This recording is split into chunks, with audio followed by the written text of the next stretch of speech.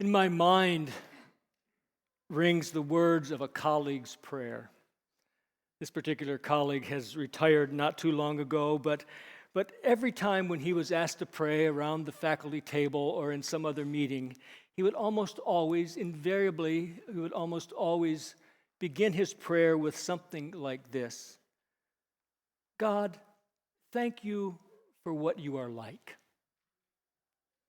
Thank you for what you are like. And in that prayer, when he would pray it, we sense something of the presence and beauty of a childlike faith and an imagination of faith that was always trying to grasp what God is like and to realize that all around us we could do that. What is God really like? I mean, that very question, plain and simple, is the fundamental and perennial question of Christian theology. Well, it doesn't even have to be Christian, just theology. It's the fundamental question. You know, years having taught both undergrads and graduates, I found that sometimes there's undergrads who are studying certain topics and you say that you teach theology. People will say, oh my, that sounds boring. But then there are other people in other fields of study where they think, oh, let's talk more about that. But I don't know where you land on that continuum. But it's not boring, and everybody does it. You can't get away from it. If you've ever had a question about whether there is or isn't a God, if you've ever asked the question what God is like, you have become one of those people who thinks about that question. Trying to discern the nature of the divine being, or even whether there is or isn't a divine being, the existence of a divine being, that's still theology. It's asking those kinds of questions. It's an unending journey of attentiveness and discovery. Every book on Christian theology and spirituality and that whole orb of things has that little question at its core. What is God like? And musings about trying to answer that question have filled countless pages. If all of my books had been unpacked from moving out of my office at the seminary, I could have just gone around and read titles. You'll be thankful that I didn't. A few came to mind, though. But see, musings about this have filled countless pages, from the writings of Athanasius and Irenaeus and Augustine to Julian of Norwich's Revelations of Divine Love, to John Calvin's Institutes, to Friedrich Nietzsche's infamous phrase, God is dead, God remains dead, and we have killed him. To J.B. Phillips's little book, Your God is Too Small. To A.W. Tozer's classic, The Knowledge of the Holy. All of them are about that one question. What is God like? Indeed, those of us who find ourselves situated in the so-called Protestant church, I'm not sure we're protesting much anymore, but in that part of Christ's church, I mean, the whole movement in the 16th century pivoted on Martin Luther's euphoric final realization of a different view of God than what he had embedded in the medieval state of the church. And that God wasn't this judge out there just sort of waiting for him to step out of line so he could zap him. But rather, God was this God who accepted him just as he was. What a difference. What is God like? And so today's Old Testament passage, I just couldn't get away from it. And I didn't really want to preach on the epistle. Well, you all said thanks be to God, so I know you heard it. But never mind. You can go back and read it. There's this tantalizing gourmet in the Old Testament for anyone who has ever asked or wondered about that little question, what is God like? It's only a 6-verse snippet, right from the middle of the book of Jeremiah, or Jonah, and it's the story of Jonah's half-hearted mission to the ungodly people of Nineveh. But it's insight into the nature of God. I mean, it's like seeing images from the Webb telescope. Have you seen some of those? In comparison to what you can see with the naked eye. Because right in your face, it says in verse 10, when God saw what they did, they turned from their evil ways and God changed his mind. You mean this immovable, impassible being that the theology of the day taught about said God did something outside of that box? It's a tantalizing gourmet. It begins with this reluctant and begrudging prophet, Jonah. A lot could be said about Jonah, and we've only got 5 verses, so I'll only say a little. Jonah was unconcerned. He gets this command from God to go to Nineveh and to declare to them their own wickedness and to call them to repentance. But he's rather unconcerned about that, it appears, because he decides not to do it. He goes instead in the other direction, in disobeying what he felt God prompted him to do. And apparently Jonah wanted to stay, he wasn't only unconcerned, he just wanted to be uninvolved. He didn't, I don't want to do that. I don't, let that do so, have somebody else do it, not me, God. He wanted to stay uninvolved. But I think there's something deeper here that threads through these earlier chapters that we didn't read in our reading, but it's there. I think Jonah was sort of internally undone. That is, in old-fashioned church language, I think he was under conviction. It says that he got on that ship because he wanted to flee the presence of God. By the way, he didn't get through Theology 101 because you can't flee the presence of God. If God is that being beyond which no greater can be conceived, then that being is a God who is present always and everywhere. You can't hide.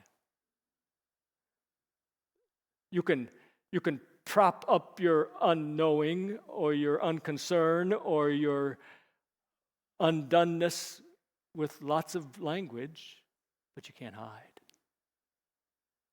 from this God. You see, Jonah had a particular way to answer that question in his own mind, and from Jonah's perspective, he saw things differently than God was apparently seeing from his perspective. There was a tension between Jonah's perspective and God's perspective, because ultimately, I think Jonah, like me sometimes, maybe you, wanted God to be created in his own image rather than in the image of the actual divine. And he feared in his gut that God was actually better than he wanted God to be. I don't know if we didn't read this, but chapter 4, verse 2, Jonah says, after the Lord confronts him, "That's why I fled to Tarshish at the beginning, for I knew that you are a gracious and merciful God, slow to anger and abounding in steadfast love, ready to relent from punishing." I think Jonah wanted the Ninevites to get what they deserved. Let them burn.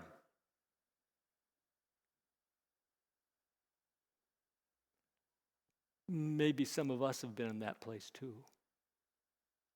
Maybe there's a little Jonah in all of us when we hold on to resentments or when something tragic happens to us or to our family or to a loved one.